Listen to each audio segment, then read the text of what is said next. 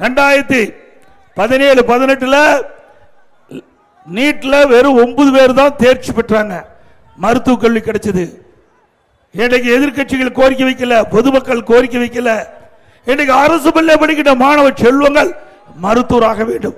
அதற்காக 7.5% உள்ளிடஒதுக்கீடை கொண்டு வந்து அதிமுக அரசு சட்டம் நிறைவேற்றப்பட்டு அதன் மூலமாக சுமார் 2,0818 பேர் இன்றைக்கு தேர்வு ஆகி இன்னைக்கு மருத்துவ கல்வி கிடைச்சிருக்கு. MBBS சேர்ந்து படிக்கிறாங்க.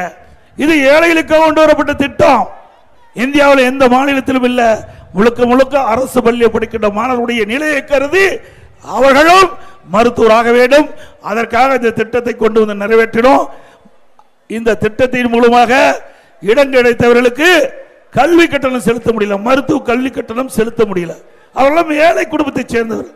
இது அரசாங்கத்துடைய கவனத்துக்கு வந்தவுடன் அம்மாவுடைய அரசு இந்த திட்டத்தில் இடம்பெற்றவர்களுக்கு அரசாங்கமே மருத்துவ கல்வி கட்டணத்தை செலுத்தி அவர்களை மருத்துவராக்குவதற்குண்டான நடவடிக்கை எடுத்த அரசு அதிமுக. ₹1 செலவு இல்லாம அரசு பள்ளி படிக்கிற மாணவர்கள் இந்த திட்டத்தின் மூலமாக மருத்துவ கல்வி கிடைச்சு இன்றைக்கு அந்த மருத்துவ கல்வியை படித்துக் கொண்டிருக்கிறார்கள் என்பதை நாம் எண்ணி பார்க்க வேண்டும்.